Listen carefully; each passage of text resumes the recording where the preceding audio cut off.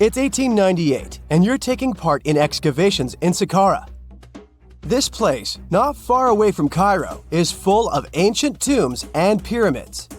You're in your Indiana Jones mood and hope to find something really phenomenal to become famous.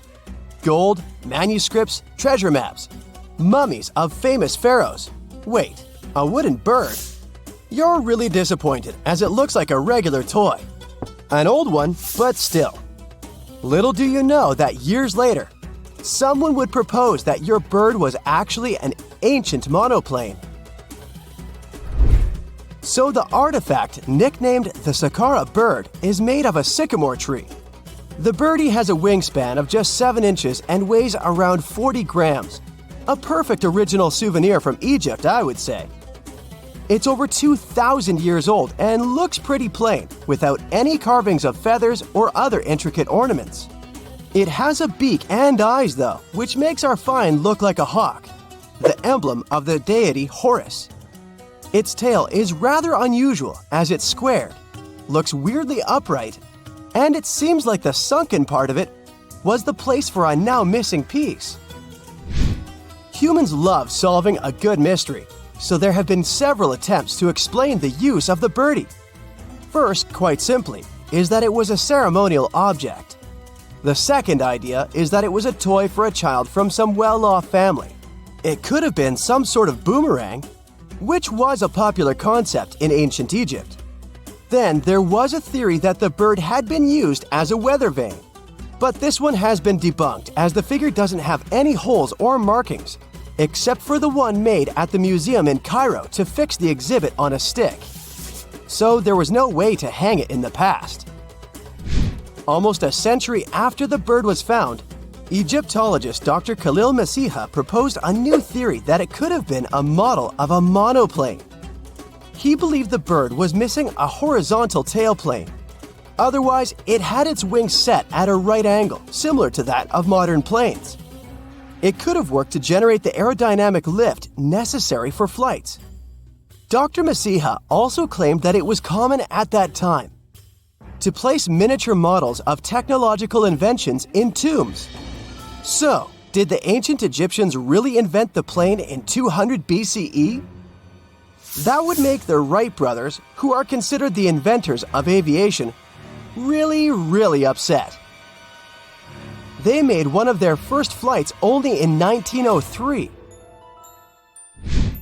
There's just one way to know for sure, and that is to test the model. But you know, the ancient museum in Cairo would unlikely let one of their cherished exhibits fly around like a toy. That's why glider designer Martin Gregory built a similar model, this time of balsa wood, and concluded that even with the missing tailplane, the plane wasn't much of a flyer. Case solved? Not really. This didn't sound convincing enough to the History Channel, so they invited an aerodynamics expert to build another replica of the bird. He tested it in weather conditions similar to those in Egypt and was impressed with the little plane's abilities. So, if they did invent the prototype of a plane back in the times of pharaohs, it would be a good example of an oopart. That's an out-of-place artifact, an object that's way ahead of its time in terms of technology or history. And the Saqqara bird isn't the only example of such a revolutionary concept. In 1901, a group of divers retrieved the Antikythera mechanism from an underwater shipwreck near the Greek island of Antikythera. It's been dubbed the world's first analog computer, and it's currently dated around 100 BCE.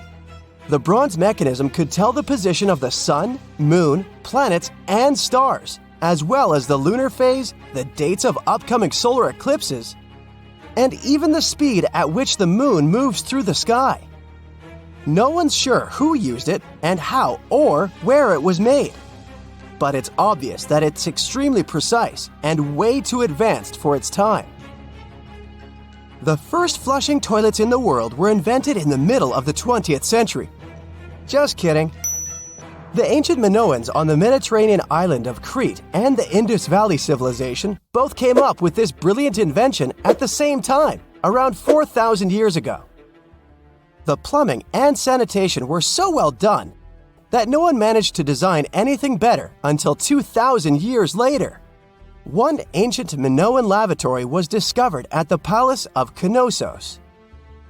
It looks like it had a wooden seat set over a tunnel that directed water from a rooftop reservoir to an underground sewer. Other varieties got water from jugs. Only the super rich people could afford all this glory.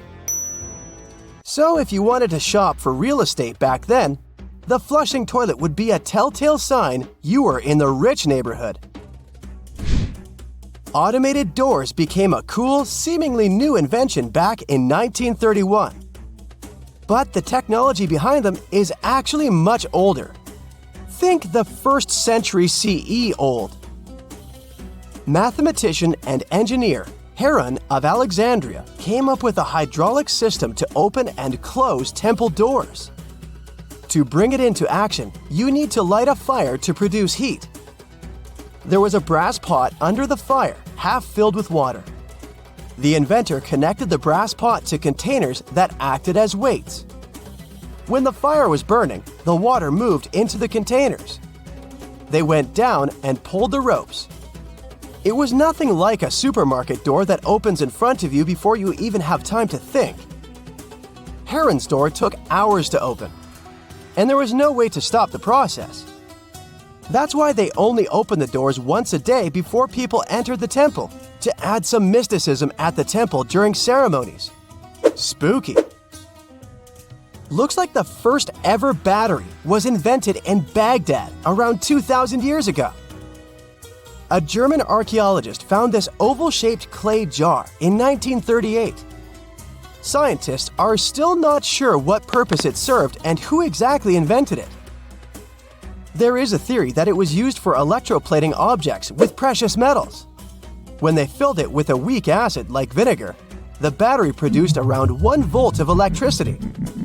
Another theory says it was a vessel for sacred scrolls.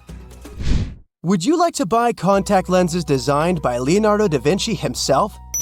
In 1508, he invented a glass lens with a funnel on one side.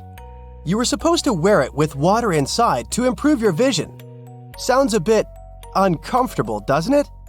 So, around a century later, French scientist René Descartes decided to improve the idea and make the cornea contact the future lenses. Contacts because they contact your eyes, get it? The glass tube with liquid did help improve vision, but blinking was sadly impossible. 2.5 centuries later, new technologies in the glass industry let scientists design contacts that would fit in the eye and even let the wearer blink. Thanks, guys! Still, those lenses were made of heavy blown glass and didn't let the eye breathe. About 50 years later, contacts became plastic. Lightweight, unbreakable, and scratch-resistant, but still covering the entire eye. And then, in 1948, an English optical technician accidentally sanded down a plastic lens and figured out they'd still be in place even if they covered only the cornea. Imagine you're living in 19th century London and need to send a message to New York. It would have taken about 10 days to get there by ship. So when delivery time went from days to hours in 1858, it was a true sensation. The first message was sent by Queen Victoria herself. It was all made possible thanks to the transatlantic telegraph cable, running under the ocean. Sadly, the new cool invention only lasted a few weeks. It took years to bring it back to life. For centuries, humanity has believed in a linear path of evolution, a slow, steady climb from primitive survival to modern innovation. But what if that story is incomplete? What if the turning points in our development weren't purely natural? Roughly 6 million years ago, an ancestor of modern apes rose to its feet, setting in motion a journey that would eventually lead to Homo sapiens. For hundreds of thousands of years, progress was glacial. We tamed fire, carved basic tools, and lived hand-to-mouth existences. Then, just 20,000 years ago, everything changed. In a span shorter than a blink in evolutionary terms, we went from hunter-gatherers to architects of vast megalithic temples, builders of empires, and eventually, explorers of space. How do we make sense of that? Some argue we can't, not with conventional science alone. This explosion of intelligence and innovation has led to alternative theories.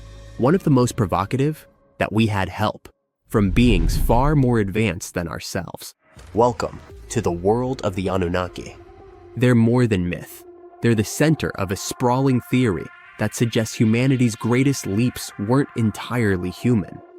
According to ancient Sumerian texts, these so-called gods came not from the heavens in a spiritual sense, but from the sky in the most literal way imaginable, another planet. And they didn't just visit, they stayed, they ruled, and perhaps most importantly, they altered us. Long before Egypt erected its pyramids or Stonehenge crowned the English countryside, the Sumerians were building cities, inventing writing, crafting legal codes, and mapping the stars with uncanny accuracy. Their civilization bloomed in Mesopotamia nearly 7,000 years ago, and it left behind cuneiform tablets that continue to baffle and inspire. These records tell of beings called the Anunnaki, translated as those who came from heaven to earth. They introduced tools, language, agriculture, and even mathematics. But the texts also hint at a darker truth. These beings didn't just uplift humanity, they enslaved it. Why? One word: gold. Ancient records describe massive gold mining operations that predated technological society. But here's the twist. To early humans, gold was worthless. It had no utility, no exchange value, no role in survival. Yet we dug for it with obsessive intensity. According to the Sumerians, the Anunnaki needed gold, not for jewelry, but for survival. Their home planet, Nibiru, was dying. Its atmosphere was decaying, and gold particles, when dispersed in the air, could reflect solar radiation and purify environmental conditions. Earth had gold, lots of it. And so, the Anunnaki came. At first, they did the labor themselves, but mining Earth's crust was exhausting. Frustrated and desperate, they considered a more efficient solution: genetic engineering. If they could merge their DNA with that of early humans, they could create a workforce suited to the task, strong, obedient, and intelligent. Enki, one of the Anunnaki leaders, took the lead. Early experiments were monstrous, deformed hybrids that echo legends of giants, cyclops, and mythic beastlists. Many were destroyed, others abandoned. But eventually, success came. Using one of their own as a surrogate, they implanted a fertilized egg, part Anunnaki, part hominin. The result was a child named Adamu. Sound familiar? To many, Adamu is the precursor to the biblical Adam. The parallels between religious creation stories and Sumerian myth are too sharp to ignore. Created in our image, from clay, the Sumerians were telling a story that would echo through ages, morphing into sacred texts and oral traditions around the globe. Adamu and his descendants became laborers, building a society under Anunnaki rule. But something strange happened. These hybrids didn't just follow. They learned, they questioned, they grew in number and complexity. Eventually, they became us. Here's where the timeline warps. Homo sapiens have existed for over 300,000 years. Yet for most of that time, we were indistinguishable from animals in both behavior and cognition. Then, seemingly overnight, we developed art, architecture, religion, governance, and science. No smooth curve, just a spike. How? Some point to climate shifts or population booms, but others look to Nibiru. Modern astronomers have observed gravitational anomalies beyond Neptune, suggesting the presence of a massive unseen planet. Dubbed Planet 9 or Planet X, it eerily mirrors the Sumerian Nibiru, which they claimed had an elliptical orbit that brought it near Earth every 3,600 years. The timing of historical jumps in human development?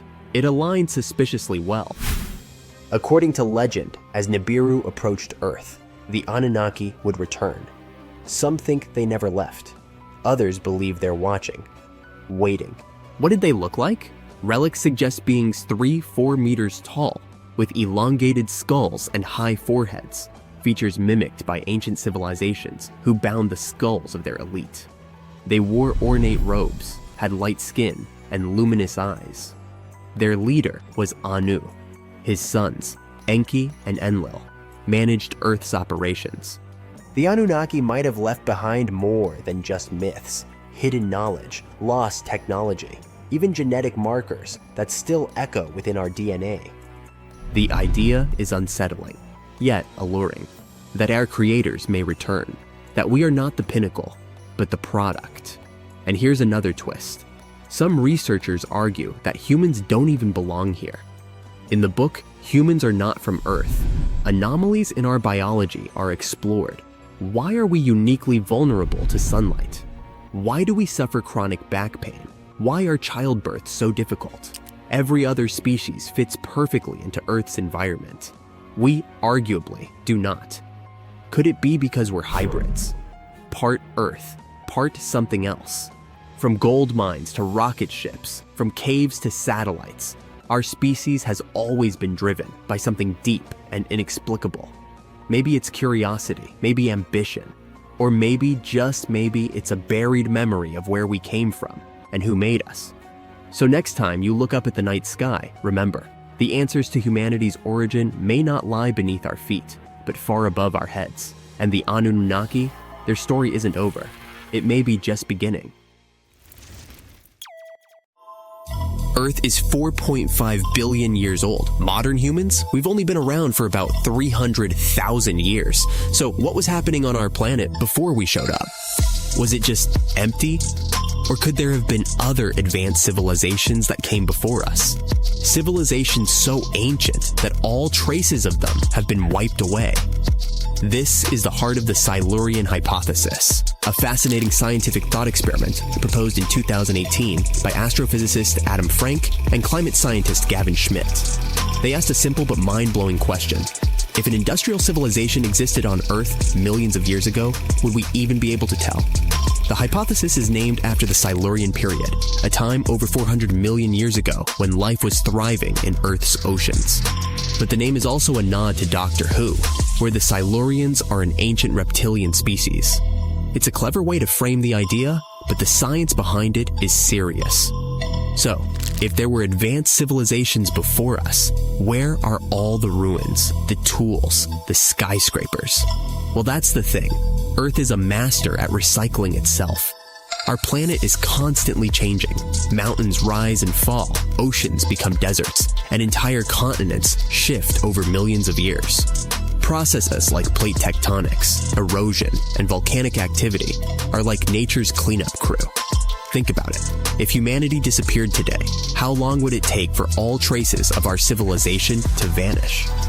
Scientists estimate that within a few million years, even our toughest structures, like skyscrapers and nuclear waste sites, would be ground into dust and scattered across the planet.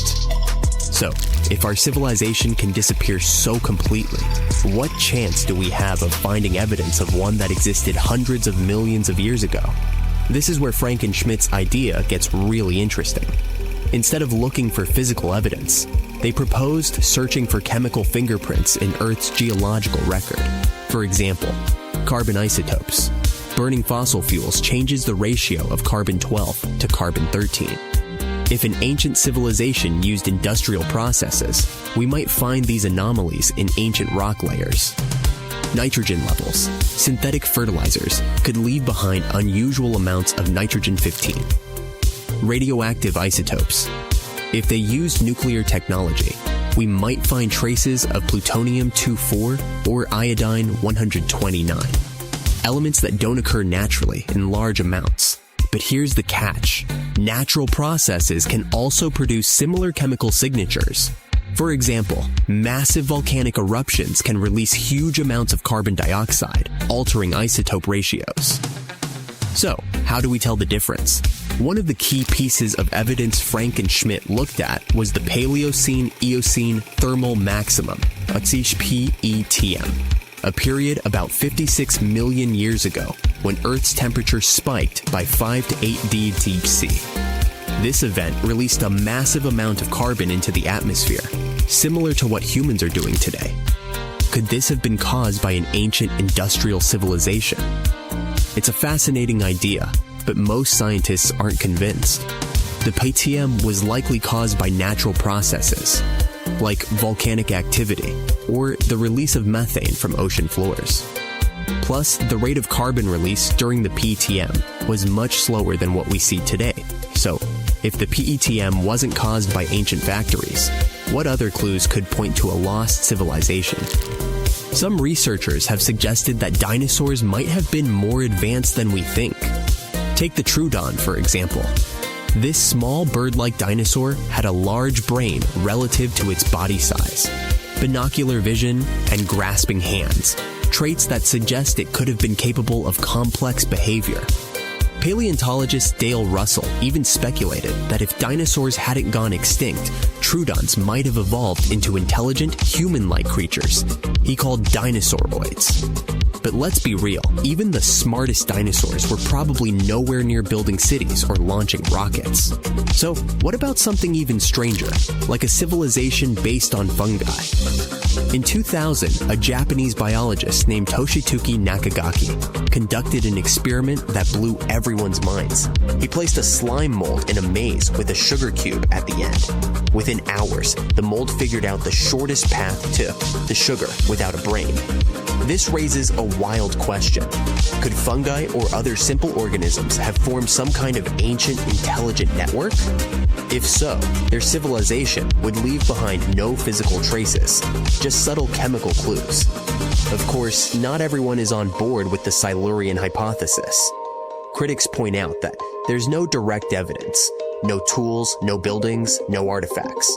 All the proposed chemical traces could be explained by natural processes. Evolution makes it unlikely that any species before humans could have developed advanced technology. So, was there an ancient civilization before us? The answer is, we don't know. But the Silurian hypothesis isn't really about proving the existence of lizard people or dinosaur engineers. It's about challenging our assumptions and asking, what don't we know about Earth's history? And who knows, maybe one day we'll discover a clue that changes everything. Strange and amazing items are discovered often, but figuring out what our ancestors were up to is pretty tough. Especially when all you have are just some rusty cups and cave drawings. It's no surprise that even the experts in lab coats sometimes make mistakes. But it's not just about dusty plates and huge stones. Sometimes there's even humans with large heads. So grab your digging tools and let's travel back to ancient times to explore incredible societies that even scientists can't fully explain. Sardinia may look idyllic now, but I'm not gonna lie, I wouldn't fancy visiting it 3,000 years ago. Rumor has it, terrible giants roamed around this island back then.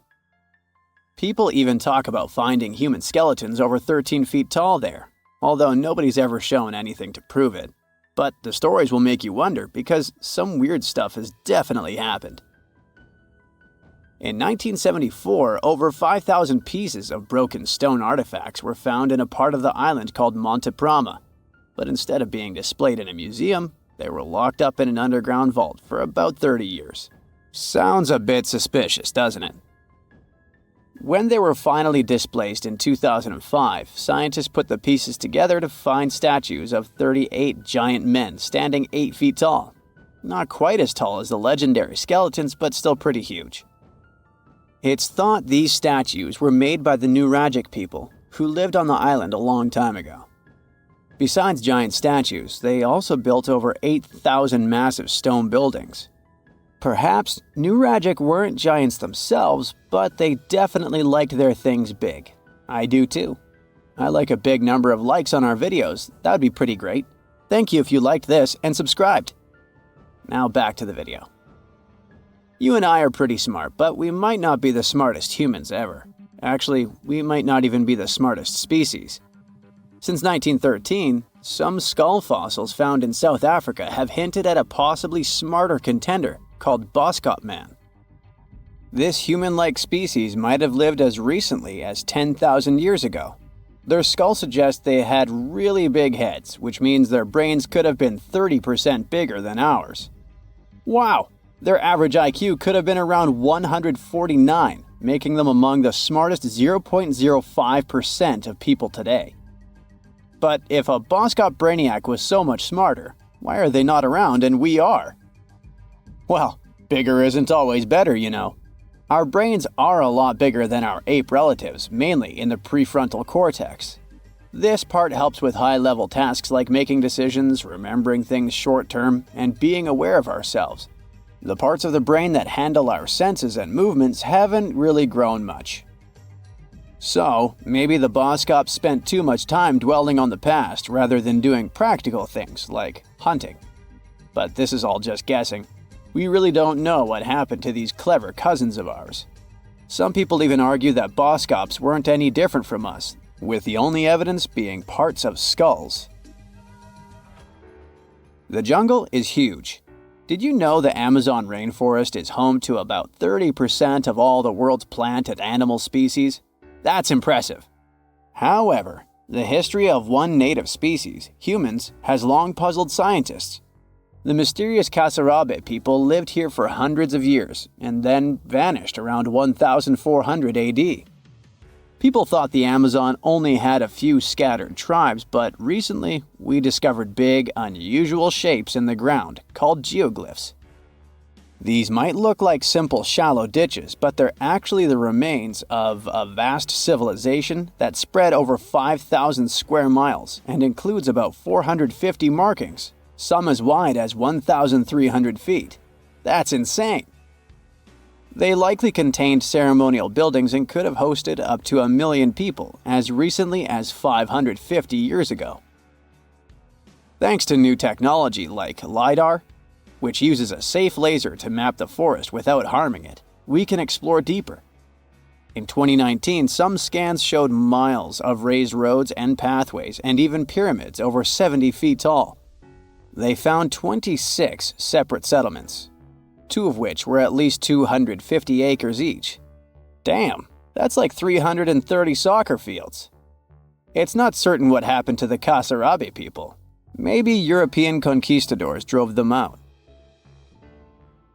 Maybe the most baffling ancient civilization is one we've never actually found a trace of. Yep, I'm talking about Atlantis, the grand city that supposedly sank into the ocean.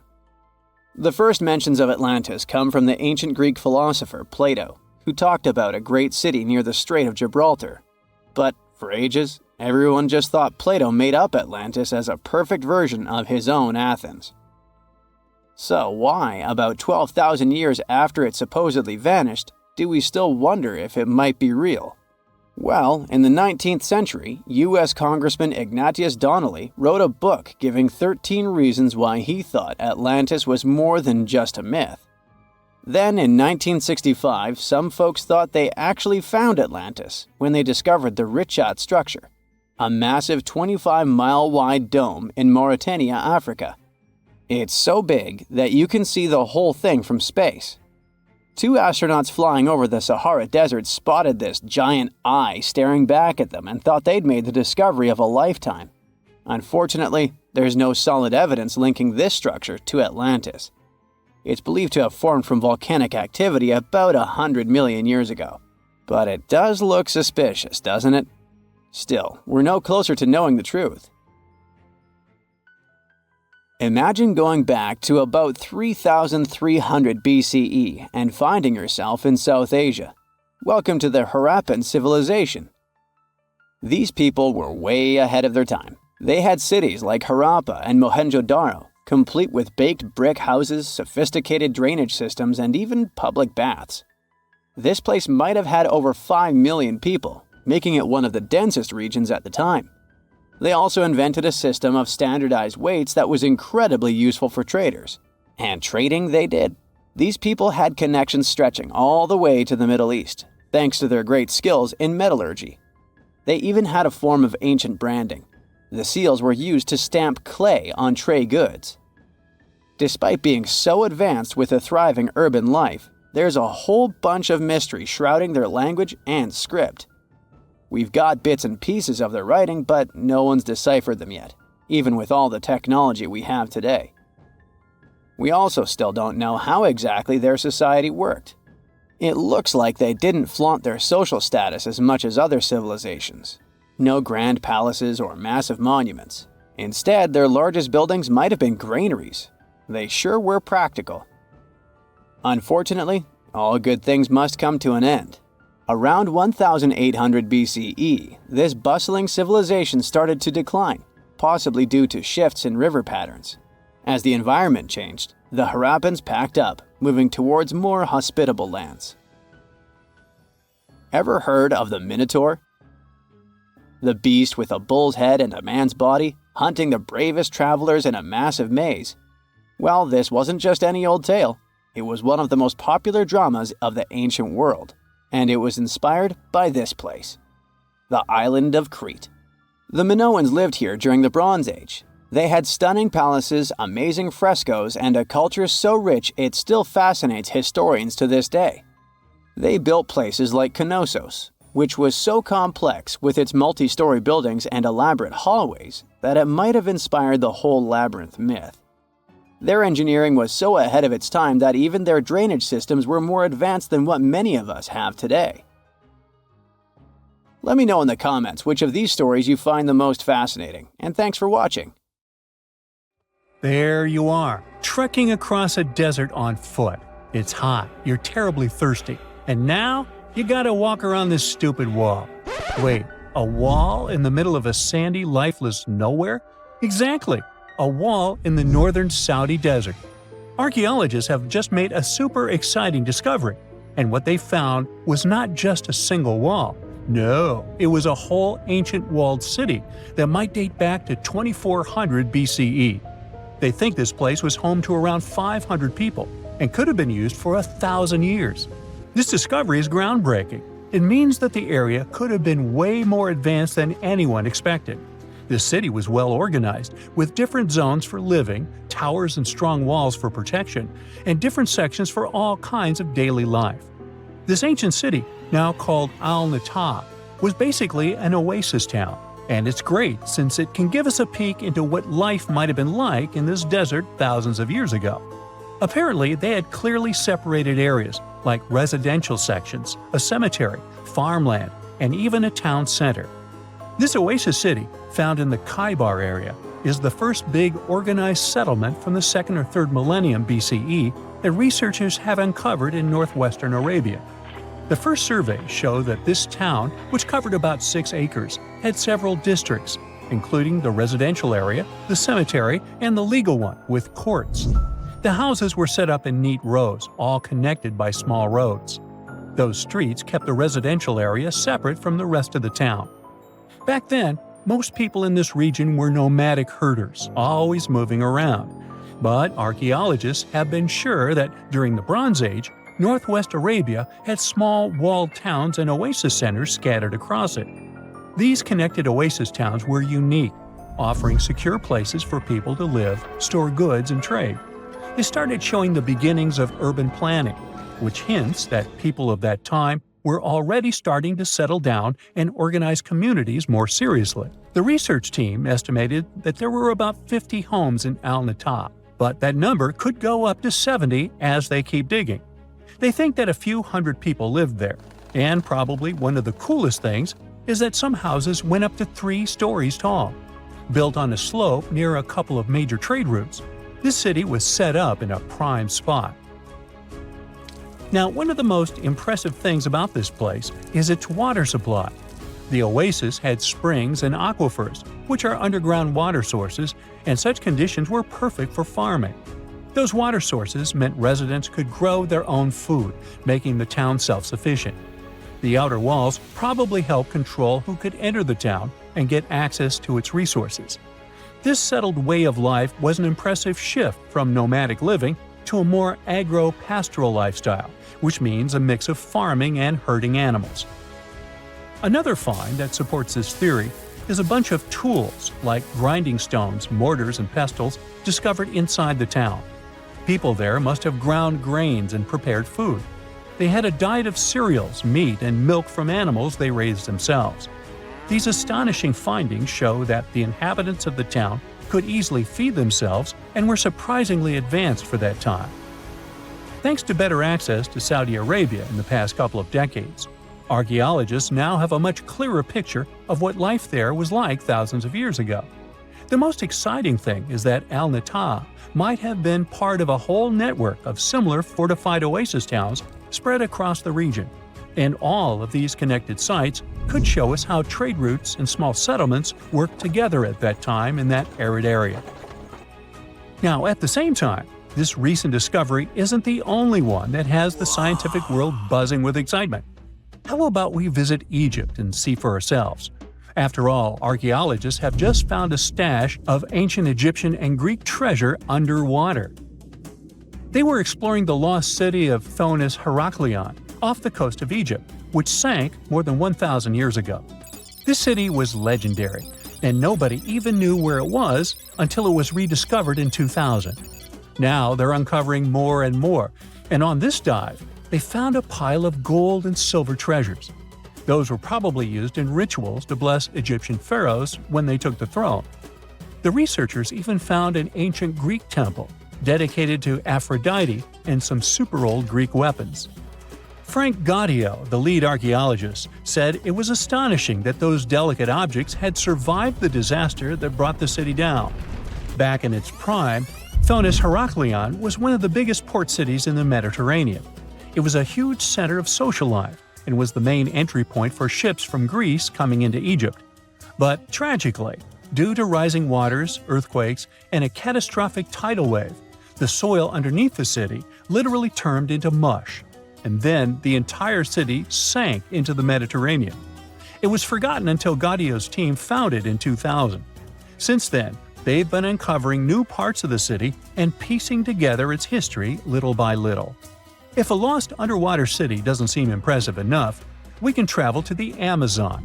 The discovery made there is truly mind-boggling. For centuries, people have talked about lost cities deep in the Amazon, like El Dorado, that mythical city of gold that lured Spanish explorers into the jungle.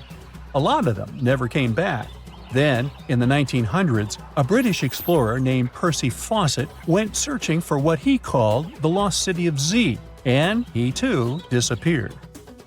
But now, finally, scientists have actually found proof that those lost cities in the Amazon were real all along. A team of scientists use a tech called LiDAR, which basically allows you to see through thick jungle from above by bouncing light beams off the ground. They flew over the jungle in Bolivia in a helicopter about 650 feet up and mapped out those hidden ancient cities. What they found were ruins of a huge urban settlement built by the Kasarabi people who lived there from 500 to 1400 CE. And it wasn't just a couple of buildings here and there. No, the LiDAR maps revealed massive urban centers, pyramids, platforms, roads, canals, and causeways, all carefully laid out. Turns out the Amazon wasn't just an untouched jungle. It was once home to big, complex cities. A scientist from the German Archaeological Institute explained that Europeans had long ignored the possibility of ancient Amazonian cities, but the LiDAR maps showed they were wrong. The new maps have revealed 26 sites, including 11 that no one even knew existed. Researchers have discovered two main city sites, Landivar and Kotoka. They had massive moat causeways stretching out like spokes on a wheel, linking the main cities with smaller surrounding settlements. Some of the canals even connected the cities to rivers and a big lake, which allowed water to flow through the area. Over the years, scientists found scattered ruins all over this region, but the thick jungle made it nearly impossible to connect the dots and see if or how they were related. With LiDAR, the whole layout came to life, showing that those sites were part of a much larger organized urban system. It's now also clear that the sites had a greater meaning, since everything is lined up in a way that could be symbolic of the spiritual beliefs of the inhabitants. The Kasarabi culture isn't as famous as the Maya, but they had a thriving society in an area that faced huge challenges, like yearly flooding. And although the nearby Andes had their own monumental sites, the Kasarabi were doing something absolutely unique. They even had reservoirs to store water, which suggests they might have been dealing with occasional droughts, which is pretty unusual for the Amazon. Actually, those terrible droughts could be why the Kasarabi eventually left their cities around 1400 CE.